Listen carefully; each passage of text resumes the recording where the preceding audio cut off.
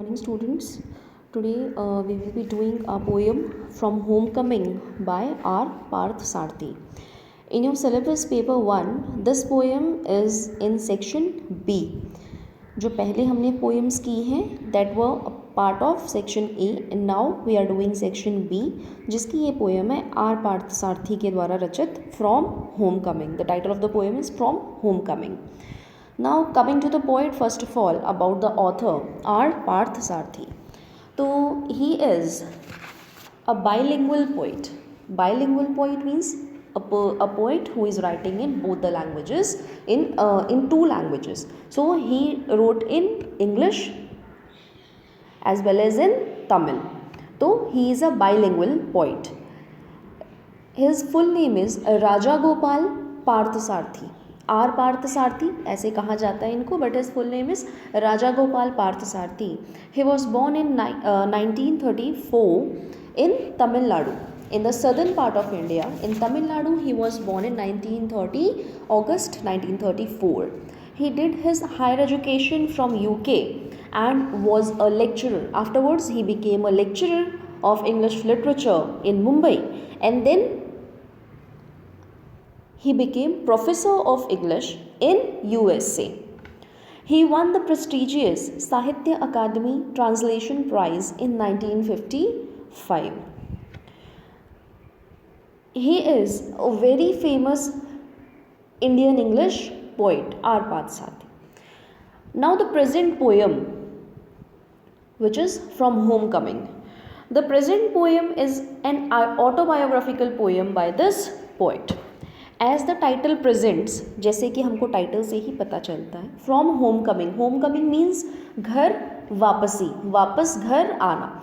As he was living abroad in USA, he lived there and worked there for 10 years and then he came back to his native place to Tamil Nadu. तो home coming का मतलब होता है घर वापसी. तो इसी के ऊपर क्या है, इन्होंने ये कविता लिखी है. And this present poem from Homecoming is his autobiographical poem. इसके अंदर जो इनकी भावना है और जो इनका कन्फ्यूजन है, एक तरह से जो इनका अभी प्रेजेंट स्टेट है, दैट ही हैज़ डिपिक्टेड, जो कि हम पोएम पढ़ेंगे तो वैसे वैसे हमको वो क्लियर होगा. But hair for the introduction part, as the title presents, he hails from the southern part of India, that is Tamil Nadu, and he comes to Tamil Nadu again to his native place from abroad. वो विदेश से क्या है, वापस घर आते हैं, वापस तमिलनाडु में आते हैं. But he is not able to fit himself in the current scenario. Now what the present situation is कि वो काफ़ी टाइम तक विदेश में रहे हैं. जो हमारे कवि हैं वो बहुत टाइम तक उन्होंने विदेश में नौकरी की है. वहाँ 10 वर्ष बहुत लंबा वक्त होता है, तो उतने दौरान वो विदेश में रहे और अभी ये वापस आए हैं.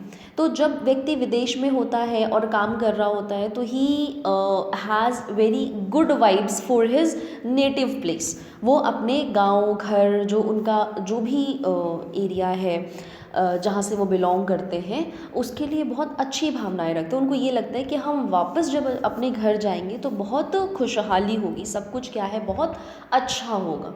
But here the problem arises is, जब कवि वापस अपने घर पे आते हैं तो he feels that he is not able to fit himself.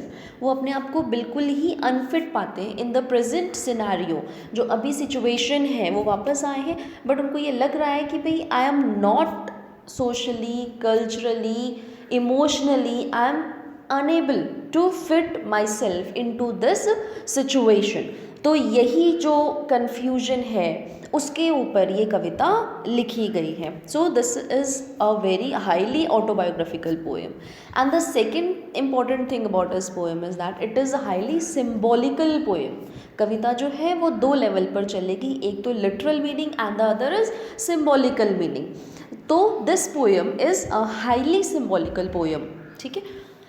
Now the poem builds on the idea, किस what is the base of the poem? The poem builds on the idea of the poet feeling exiled and isolated in spite of the familiar things that surround him. Poet जो है वो विदेश से अपने घर आए हैं, बट उनको फीलिंग कैसी आ रही है कि वो यहाँ के नहीं हैं, वो बाहरी हैं, वो यहाँ से बिलोंग नहीं करते हैं, जबकि क्या है असलियत में वो यहीं के हैं। जो आसपास उनके जितनी जो चीज़ें हैं, he is very much familiar to all those things, but now what the feeling of the poet is that he is feeling isolated. वो अपने आप को बिल्कुल अकेला महसूस कर रहे हैं। He is feeling exiled.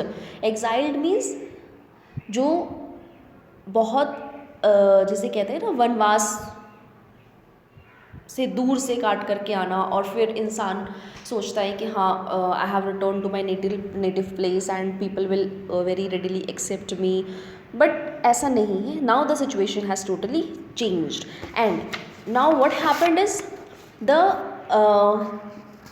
mental state of the poet is full of confusion. He has lost his identity loss. One important theme of the poem is the loss of identity, and the poem is written in the form of self criticism. कवि जो है वो अपनी ही क्या कर रहा है, आलोचना कर रहा है। तो this is also very important point related to this particular poem from home coming is that poet criticizes himself that he is unable to fit himself into this current situation, and he is alienated from all the people, and he is not able to understand the language.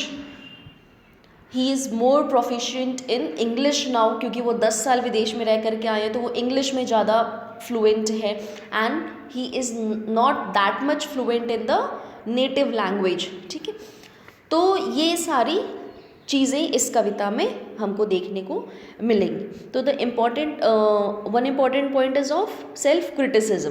Point जो है वो खुद को क्या करता है, criticize करता है, self criticism. And highly symbolical poem है ये, and a very highly autobiographical poem. Totally क्या है ये, ऑटोबायोग्राफिकल पोएम।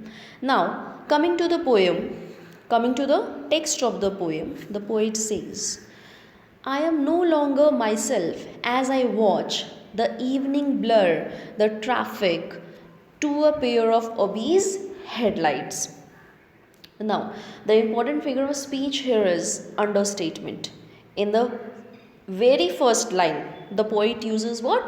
Understatement. जैसे कि कहते हैं, I am no longer myself as I watch. मैं जब अब खुद को देखता हूँ, वॉच देखता, ऑब्ज़र्व करना। अब जब मैं खुद को ऑब्ज़र्व करता हूँ, खुद को देखता हूँ, तो मैं ये पाता हूँ कि मैं वो नहीं हूँ जो मैं था। ठीक है, पहले सिचुएशन क्या है अभी हमारे सामने, दैट पोइट जो है वो 10 साल विदेश में गुजार करके और वापस अपने शहर, अपने गांव आया है। जब वो वापस आए तो उन्होंने ये सोचा कि भाई हम बहुत खुश होंगे, जो इच्छाएं थी वो सारी पूरी होंगी और सारी चीज़ें positive. Now what happens here is when he comes here, he feels that he do not belong to this place. उनको ये लग रहा है कि मैं यहाँ बिलोंग नहीं करता हूँ, बिकॉज क्योंकि वो कहते हैं कि जब मैं अपने आप को देखता हूँ तो I am no longer my self, मैं वो नहीं हूँ जो मैं था। आई हैव चेंज्ड, पूरा का पूरा मैं बदल चुका हूँ। कैसे बदल चुका हूँ? Because I am feeling totally alienated or isolated socially, psychologically, emotionally, culturally, linguistically from this place. इन सब तरीक़ों से क्या है, मैं इस जगह से अपने आप को अलग पा रहा हूँ, इसलिए मैं वो जो मैं था वो मैं अब नहीं हूँ। The evening blur the traffic, अब क्या है, शाम का वक्त है, तो ही इज सेइंग दैट जो शाम है, evening blur the traffic. Blur means unclear, धुंधला, साफ दिखाई न दे. To a pair of obese headlights, शाम का वक्त है और शाम में क्या है, उनको जो ट्रैफिक है वो रास्ते में है, जो ट्रैफिक है वो उनको प्रॉपरली दिखाई नहीं दे रहा है. He is not able to see clearly. ठीक है, वो धुंधला धुंधला सा दिखाई दे रहा है. Now all these things are quite symbolic, ये हम आगे करेंगे अभी. To a pair of obese headlights. Obese headlights means जो हेडलाइट्स की रोशनी है बाकी गाड़ियों की, तो उससे क्या है, उनको बाकी जो ट्रैफिक है वो धुंधला दिखाई दे रहा है, वो साफ दिखाई नहीं दे रहा है. Now here it all this first paragraph refers to self criticism, the loss of identity which the poet is facing. Important point यहाँ क्या, और the one important figure of speech is abrupt beginning. The poem has an abrupt beginning. पहली ही line में कवि कहता है, I am no longer my self as I watch. मैं अब वो नहीं हूँ जो मैं जब मैं अपने आप को देखता हूँ. तो it is what abrupt beginning. तो here it refers to the loss of identity which the poet is facing. जो उनको ये आइडेंटिटी क्राइसिस एक तरह से हो रहा है कि मैं जब विदेश में था और वहाँ मैं लिख रहा था, I was writing in English, and then what happened, the poet switched to the Tamil language. वो तमिल में पोइट्री क्या है लिखने लग गए, बट वो उतना सक्सेसफुल वो पोइट्री नहीं हुई तमिल वाली. नाउ ही फील्स दैट क्योंकि वो इतने समय से विदेश में रहे हैं, तो he is more proficient in the English language. वो ज़्यादा अपने आप को इंग्लिश लैंग्वेज में खुद को कंफर्टेबल पाते हैं rather than in the Tamil language. जबकि एक्चुअल में क्या है, Tamil is his mother tongue, वो उसकी मातृभाषा है, उसमें तो उनको और अच्छा लिखना चाहिए, बहुत फ्लुएंट होना चाहिए. लेकिन नहीं, क्या हुआ है कि उनका माइंडसेट जो है दैट हैज़ बिकम इंग्लिश.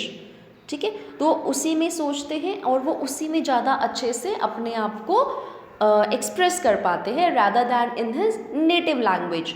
लेकिन अब जब वो वापस आए हैं तो यहाँ भी क्या है, वही प्रॉब्लम है, लिंग्विस्टिक इशू है. तो वो सब कुछ क्या है, उनको बिल्कुल धुंधला नज़र आ रहा है. जबकि एक्चुअल में क्या था भाई, वो अपने गांव अपने घर वापस आए हैं, तो उनको बिल्कुल ही एकदम यहाँ से 100% अटैचमेंट होना चाहिए था. लेकिन क्योंकि फ्लुएंसी और प्रोफिशिएंसी उनकी बदल चुकी है, तो इस कारण से उनको ये लग रहा है कि मैं अब यहाँ बिलोंग नहीं करता हूँ. ठीक है, तो this is the symbolical meaning from the first paragraph, and from the first 3 lines only we get to know about the identity crisis, the loss of identity which the poet is facing in the present scenario. And this is also a important theme of this poem. ठीक है, so the next part we'll be doing in the next video. Till then, thank you.